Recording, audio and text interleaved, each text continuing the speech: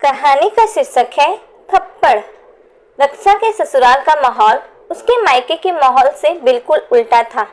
रक्षा के मायके में जहां सब एक दूसरे को बराबर मान सम्मान देते थे, कोई किसी के लिए किसी भी तरह की गाली गलौज या अपशब्द का प्रयोग नहीं करता था, लेकिन ससुराल में सब कुछ पूरी तरह अलग था। यहाँ घर के सभी पुरुष अधिकतर घर की महिलाओं से गाली देकर ही बात करते। रक्षा को सबसे ज्यादा गुस्सा तब आता जब उसकी सास सरोज जी भी उनका ही साथ देती और कहती, अरे ये तो मर्दों की आदत होती है, इसको क्या दिल से लगाना। रक्षा की नई नई शादी हुई थी तो वो कुछ कह नहीं पाती थी, लेकिन जैसे ही माँ बहन की गालियाँ ससुर जेठ को देते सुनती उसका खून खौल जाता था, लेकिन चुप कर जाती। एक दिन रक्षा और उसकी जेठानी शिल्पा दोनों रसोई में काम कर रही थी कि तभी शिल्पा के पति आलोक उसकी माँ बहन की गालियां देते हुए रसोई में आ गए और बोले, दिमाग कहाँ रहता है, क्या तेरे बाप ने फ्री की चीनी भेजी थी जो चाय इतनी मीठी बना दी है। कहते हुए चाय शिल्पा के ऊपर फेंक दी। चाय का कप गिरकर टूट गया और रक्षा देखती रह गई। सब मुग्ध दर्शक बने देखते रह गए और आलोक वहां से चला गया। शिल्पा रोते हुए चाय की टूटी कप के टुकड़े उठाने लगी तो रक्षा ने कहा, भाभी आपने कुछ बोला क्यों नहीं। क्या बोलूं, अब यही मेरी किस्मत है और मेरी ही गलती है। अगर चाय मीठी ना बनी तो ये ऐसा ना करते। उधर सासू माँ बड़बड़ाते हुए कह रही थी, सुबह सुबह दिमाग खराब कर दिया बेटे का। रक्षा सन्न थी, लेकिन सासू माँ की बात सुनकर उसने कहा, माँ जी आपको जेठ जी को समझाना चाहिए, तो आप भाभी को ही बोले जा रही हैं। हाँ तो सारा दोष इसी का है, अभी साल भर छोड़ा था इसको मायके, वो तो बाप भाई ने हाथ जोड़कर माफी मांगी तो वापस रख लिया बेटे ने मेरे कहने पर। सरोज जी ने कहा, अच्छा माँ जी, लेकिन अगर भाभी की जगह मैं रहती तो एक थप्पड़ रसीद कर देती। अगर कोई भी मुझे गाली दे तो सीधा मुंह तोड़ दूं मैं उसका। कहकर रक्षा कमरे में चली गई। ये बात सरोज जी को इतनी नागवार गुजरी कि उन्होंने रक्षा के पति अमर को ये बात इतनी बढ़ा चढ़ाकर बताई कि रात में गुस्से में अमर ने रक्षा का हाथ खींचते हुए अपने कमरे से माँ के कमरे में लाकर कहा, माफी मांगो माँ से। अमर पहले मेरा हाथ छोड़ो। और किस बात की माफी, क्या किया है मैंने। रक्षा ने हाथ छुड़ाते हुए गुस्से में कहा, अच्छा साली तेरी। अमर ने जैसे ही गालियां रक्षा को देनी शुरू की, वैसे ही रक्षा ने चटाक चटाक दो थप्पड़ अमर के गाल पर मारते हुए कहा, खबरदार जो मुझे माँ बहन की गालियां दी तो मुंह तोड़ दूंगी तुम्हारा। पूरे घर में जैसे भूचाल आ गया, सबके जैसे चेहरे से हवाइयां उड़ गई। नहीं बहू ने मेरे बेटे को थप्पड़ मारा नाम से ये बात सबके सामने सरोज जी सबको बताते हुए कहा, लगाओ इसके बाप को फोन, लेकर जाए अपनी बेटी, नहीं चाहिए हमको उनकी बेटी। 6 महीने में ही इसने अपने रंग दिखा दिए। आनंद फानन में रक्षा की मम्मी पापा भागकर रक्षा के ससुराल पहुंचे। एक ही ससुराल में होने की वजह से वो लोग कुछ देर में ही पहुंच गए। रक्षा के पापा अनिल और माँ रमा के पहुंचते ही रक्षा सास ससुर जेठ सब शिकायत लेकर शुरू हो गए। सरोज जी ने कहा, आपने अपनी बेटी को तमीज ही नहीं सिखाया, ले जाइए अपनी बेटी, हमें ऐसी बहू नहीं चाहिए जो अपने पति को मारती हो। लेकिन बहन जी बात क्या हुई है ये तो बताइए। रक्षा बिना बात के तो मारेगी नहीं, इतना तो मैं दावे से कह सकता हूँ। अनिल जी हमसे क्या पूछ रहे हैं, अपनी बेटी लेकर जाइए और वहीं पूछते रहिए, ससुर जी ने कहा। मैं बताती हूँ पापा, क्योंकि अमर ने मुझे माँ बहन की गाली दी इसलिए मैंने थप्पड़ मारा, रक्षा ने कहा।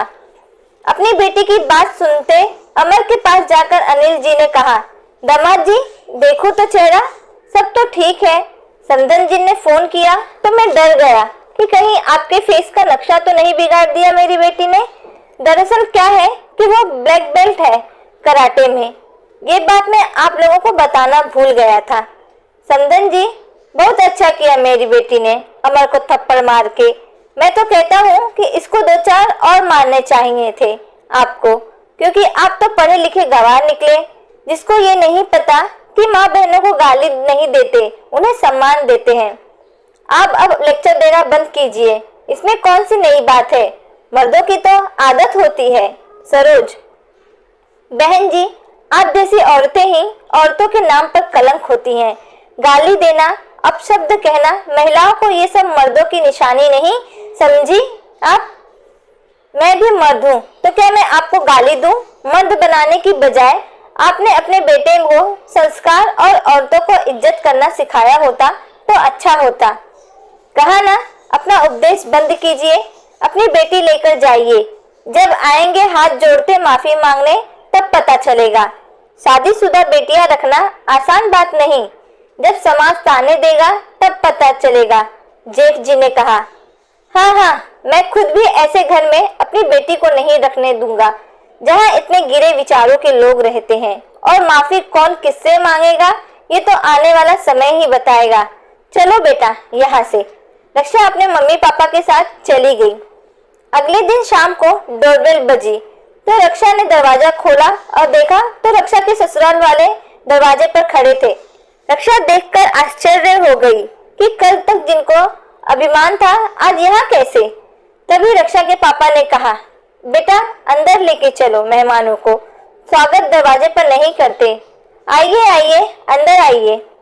समधी जी, हम बैठने नहीं बल्कि कहने आए हैं कि आप केस वापस ले लीजिए।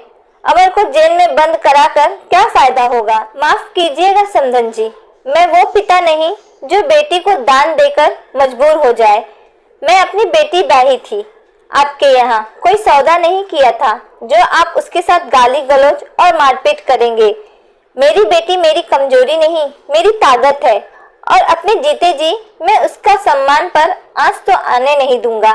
अब तो आप देखते जाइए कि कैसे आप मेरी बेटी के हक को भी देंगी और सम्मान भी। मैंने अपनी बेटी को सम्मान देना और लेना दोनों सिखाया है। आप लोगों की हिम्मत कैसी हुई उसके साथ वैसा व्यवहार करने की? अभी तो सिर्फ अमर जेल में है, आगे आप सब भी वहीं होंगे। नहीं नहीं समधी जी, ऐसी बात मत कीजिए, गलती हो गई, माफ कर दीजिए। आप कहिए तो हम सब रक्षा से माफी मांग लेते हैं। संबंध तो जोड़ने के लिए बनाए जाते हैं, तोड़ने के लिए नहीं, सरोज जी ने कहा। तो हमने कौन सा संबंध तोड़ने की बात की? बात तो आपने शुरू की ना। हमने भी संबंध जोड़ने के लिए ही बेटी ब्याही थी, लेकिन आप तो कुछ और ही समझ बैठे, अनिल जी ने कहा। आखिर आप चाहते क्या हैं ये तो बताइए। हम तो रक्षा को अपने साथ ले जाने आए थे। कल गर्मा गर्मी में बात बढ़ गई थी। रक्षा के ससुर जी बोल पड़े, मैं अपनी बेटी सिर्फ एक शर्त पर भेजूंगा, जब आप लोग आगे से उसके साथ कोई गाली गलौज या बदतमीजी नहीं करेंगे तब उसको बहू होने का पूरा सम्मान और अधिकार देंगे, अनिल जी ने कहा।